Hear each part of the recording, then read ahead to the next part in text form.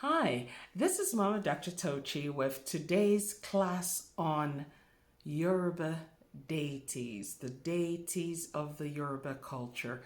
This class is not meant to be an exhaustive expose or exhaustive criticism of the Yoruba philosophy or deities or religion or things of that nature, but just to give a quick overview and also to address some common misconceptions that occur around this idea of the Yoruba deities.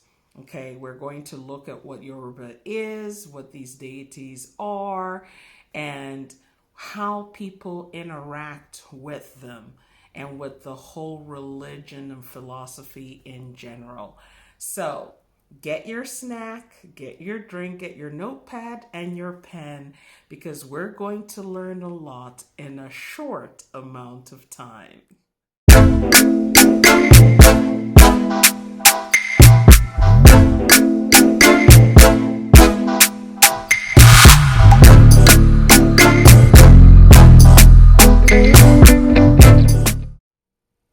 Thank you for coming back. Little bit of housekeeping as usual. If you are a subscriber to the Dr. Tochi channel, thank you so much for being here.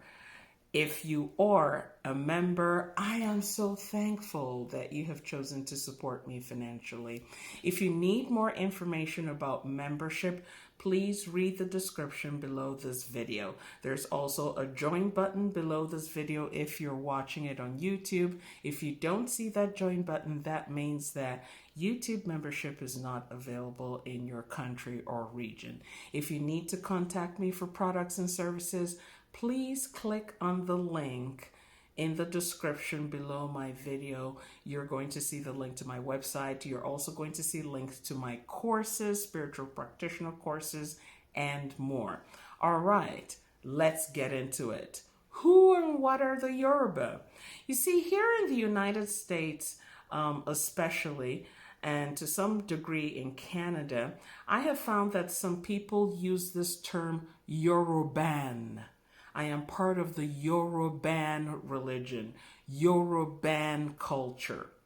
Well, there is nothing like Yoruban culture or Yoruban religion. Some people say that I practice the Yoruban religion. There is nothing like a Yoruban religion. Let's get into why this is.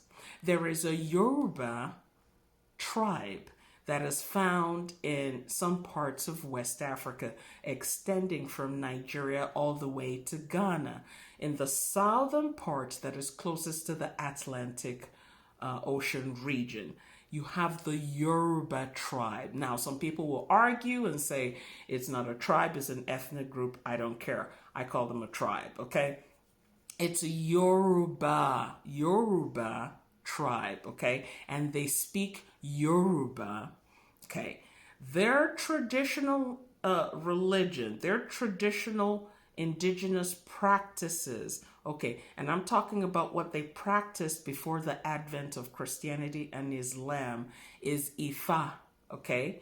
So Ifa or Ifa, okay, depending on what part of the Yoruba region you're talking about. Because again, when you're looking at that region between Nigeria and Ghana, there are dialectical differences in the way that Yoruba is spoken. Okay, so for the purposes of this video, I'm going to call it Ifa, okay? And if you're a Yoruba language purist, don't come and crucify me, okay? Don't. I'm just trying to teach a class here, okay? We try to have fun while we're here, all right? Always have fun with Mama Dr. Tochi.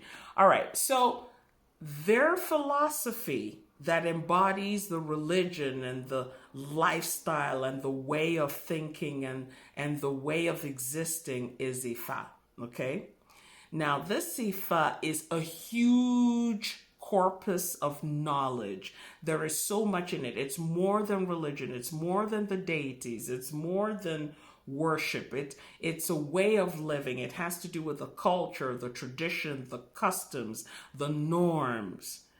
what's part of the culture, the governance, the leadership, the discipline, the security, the way of reading, the way of writing. It is huge. In fact, there are some scholars who say that some of the computer systems, the ideas that we use in computer systems, especially the binary system of 1 and 0, can also be found in the Ifa philosophy. Okay? So having said that, let's do a deep dive into the deity structure. Now, when you look at what happens in Ifa, you do have a whole lot of deities. According to some authorities, there are over 400. There are 400 deities, and each of these deities, each of these, we want to call them spirit guides or spiritual entities, each and every one of them has its own function. Each and every one of them has its own function and has a realm within which they operate. Now, here is where I believe a lot of confusion comes in. People might be looking for a spiritual path to follow, and they're looking for an indigenous path to follow, or they might be saying, I want to go back to my roots. I have African roots, and here is a good one to follow, and I'm going to go with it. And then they associate with people who are into this religious philosophy or indigenous religion, let me put it that way. And they're like, okay, sounds like a good fit. Let me find someone to initiate me into it. They go to a practitioner, a babalawo, which is a male shaman, or a mamalawo, or iya, and which is a female or mother. Iya is mother. And they get a divination, and they say, oh yeah, okay, you, the owner of your head is such and such deity. So go do an initiation, go pay homage, do your sacrifices, everything, build an altar, and then you'll be making sacrifices and prayers and whatnot to this deity. Now, we need to understand that the Ifa philosophy and way of living is a lot more complex than that. It's not going to, you look at this thing, a portion of it, and then you're saying, okay, it looks good. I want to be worshiping something. I want to be venerating something. There are problems with this. First of all, if you are of African heritage, whether it's full African heritage or partial African heritage, the first thing you need to find out is where exactly on that continent does your DNA lie? Because what we find is that if you are going to work with an indigenous religion or indigenous philosophy that is alien to your exact DNA, things may not work out for you as you anticipate. Yes, I said that. It may not work out for you as you anticipate.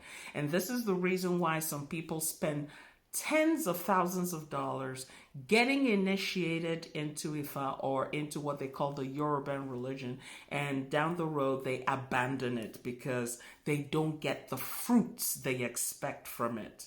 We also see this, and let me take off on a tangent, a little bit of a tangent here. There are some people who say, okay, I believe I'm from the ancient pharaohs, kings and queens of Egypt, from ancient Kemet, and I'm going to read up everything about ancient Egypt, and I'm going to rename myself, start speaking the language, writing in hieroglyphics, start living what I think is to be the kind of lifestyle that they lived out there. But your DNA is not from Egypt. Okay? Your DNA is not from Egypt. So there is a dissonance there in the practice. So you're assuming a religion, assuming an indigenous culture, assuming a religion, but the fit is not there.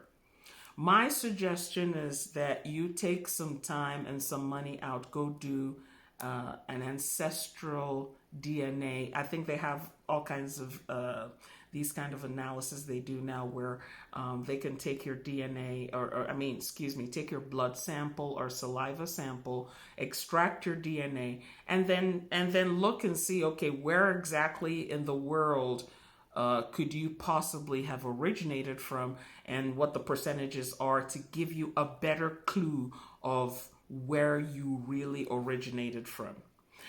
Africa is a continent that is diverse, and it is so rich with so many cultures, so many indigenous religions, so many cultures and traditions, that we can't just look at what's happening in ancient Egypt or Kemet, or look at the Ifa corpus and say that sums up everything that is practiced in Africa. Now, some people have discovered, for instance, the Dogon in Mali, and they say, okay, yeah, that's a good one to follow. I kind of resonate with that. I feel it in my spirit that that's, I have a connection with that, and let me go and practice that. And they do that for a year or two, and eventually there's a dissatisfaction that sets in, and also a lack of results. I say this because if you are in a spiritual practice, especially in an indigenous spiritual practice, you ought to be getting results from your practice, point blank, period. It may look sexy to wear the outfits, wear the beads, be part of the ceremonies, the sacrifices, the dancing, the drumming, building elaborate altars, and all that comes with that. But the question to be answered is, are you getting results? Are you getting results? And if you're not getting results, I would respectfully ask you to consider that you probably are practicing the wrong religion or spiritual path. So here in the United States, and I've interacted with a number of people who say they practice, again, the Yoruban religion, or they're involved in Ifa, and they've gone sometimes, a lot of times, to great expense to the continent. They go to the motherland, they go to places like Nigeria, and they go and get an initiation. They spend time, sometimes they spend a month, more than a month. They go through all these initiations and ceremonies and everything and whatnot, and they come back stateside, they set up practice and say, well, now I'm a babalawo, now I'm a priest, now I'm a priestess. I can hang out my shingle, I can charge people money, I can start doing work, I can start doing divinations, and so on and so on and so forth. Many of such people are doing good work. Many of such people are doing good work. That needs to be said. Many of them. Read my lips, because someone's going to come in the comment section and say, Mama Dr. Tochi, you're attacking us. No, I'm not attacking you. I am just stating data. And many of those who come to practice, they learn how to do the divination, the Merindilogu, using the shells. To do that, they may use cowrie shells or shells, other kinds of shells, to do divination. And they learn that. This can be learned, okay? You don't have to be born with this special spiritual gift to learn how to use these tools. Remember, again, these divinatory tools are just that. They're just tools. Anybody can learn how to read them. If you know how to do the 400 or 401 interpretations, is it 401, 400 interpretations of the cowrie shells and the different permutations in which they may fall, that's fine. You can learn that. It's a huge corpus. It's a huge amount of information to memorize, to learn. I admit that. But there's some people who are good at that, and they will devote time, years, to learning what it is and how to interpret it. That's well and fine. The real work of divination within indigenous religions and indigenous spiritual practices like Ifa lies beyond merely repeating what the divinatory tools signify. It also goes into what spirit has personally told you about the person who has come to you for a divination. And not everybody has that gift. Not everybody has that gift. This is similar to someone who is technically proficient in in using tarot cards for divination. They know what the death card stands for. They know what the tower card stands for. They know what the sun card stands for. They know the major arcana. They know the minor arcana. They know if they pull a three of cups, what it means. They know what it means if they pull a five of swords. But it is different. It is very different if the person is getting not just what they feel or what they will call an intuitive feel for the cards they have drawn, but they're also getting direct message from spirit about the person who's sitting on the other side of the table or the other side of the screen in case of a video consultation. Before you consider getting into Ifa, again, I would suggest you do a number of things. First of all, you do a divination. Is that the path you're really supposed to be following? And secondly, do a DNA analysis to find out if somehow you are connected to the region, the tribe that practices that religion, so that if you do eventually get involved with this indigenous spiritual practice, that it will be fruitful for you, so that when you pray, your prayers will get results. If you do rituals, if you do spiritual works, they will come into manifestation. I can't repeat this often enough. There are people who are in this and they do all the ceremonies, the dancing, the singing, the drumming, the whatnot, and they do this faithfully and they're part of this community and all of that's going on. But when they're home by themselves privately, they're like, why am I not getting the kind of money I thought I would get? I thought if I left Christianity or if I left this Islam or whatever major Abrahamic religion I was part of, and if I joined this, that I will become wealthy, that I will not have problems in my life, that I would have an elevated consciousness. And why are these things not manifesting? So that is what we're addressing in this class. Are you where you're supposed to be? That is a critical question. Are you where you're supposed to be? There are other indigenous religions and indigenous spiritual practices across Africa, the African continent, especially sub-Saharan Africa, that is the part of Africa that is below the Sahara. There are so many other deities that are powerful and that you could be aligned with if your DNA is from those regions. If you can do that DNA analysis, it will make it so much easier for you. Trust me, it will be so much easier for you. There are some people, for instance, who go and they're worshiping or venerating Obatala in Ifa, when in reality they're supposed to be venerating Amadioha, okay, in the Igbo Ordinala, corpus, okay. They're doing this other thing. It kind of looks similar, but it's not the same thing.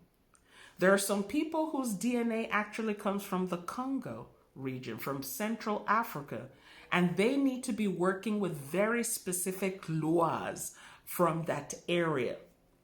There are some people whose DNA is connected with the deities in the southern part of Africa. In South Africa, Namibia, Angola, Lesotho, Swaziland, Mozambique, Zimbabwe, all those regions there, that's where their DNA, the majority of their DNA exists.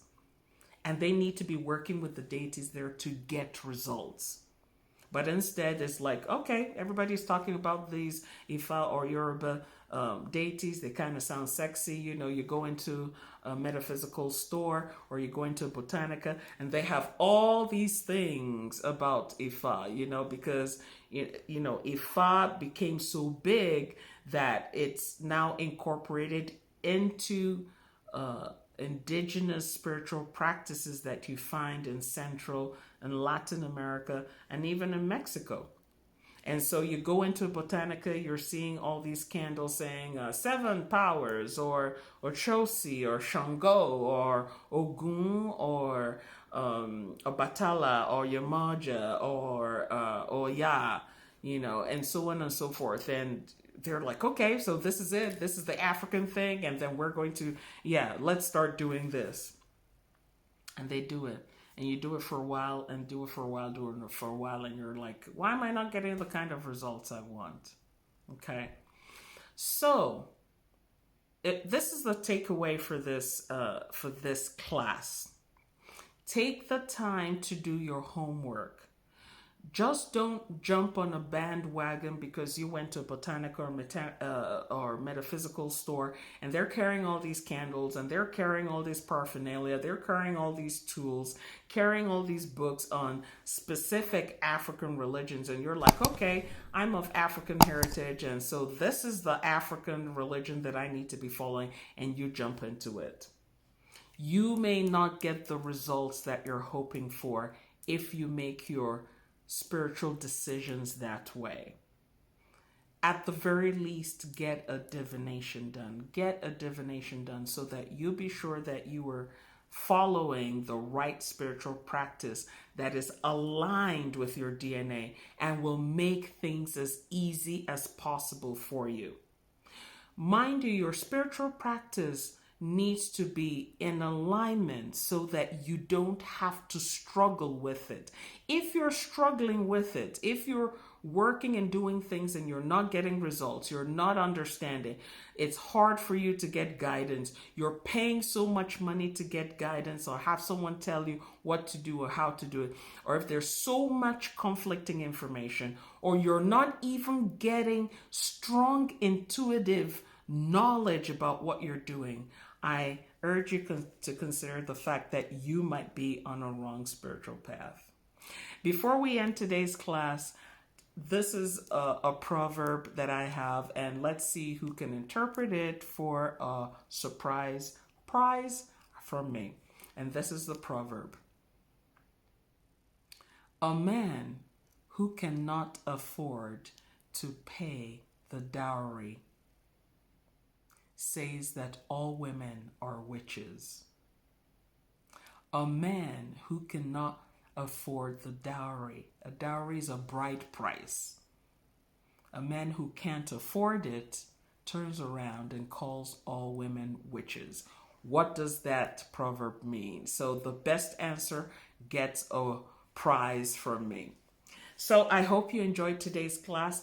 I will be expounding more on this. Again, in this class, I didn't go into the meaning of Obatala, meaning of Oshun, meaning of Yamaja, and things like that. That's not what this class is about. This is just an overview for us to understand this phenomenon that people have been involved in for decades, to lay the groundwork for future classes on this. When we start talking about a little bit more about Tifa and what's involved, who are these deities?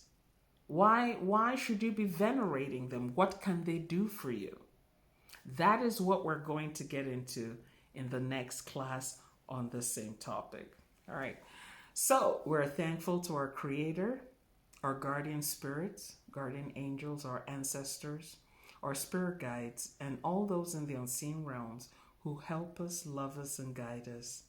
And we ask that we be led to the spiritual practices that are best aligned with our DNA. Ashe.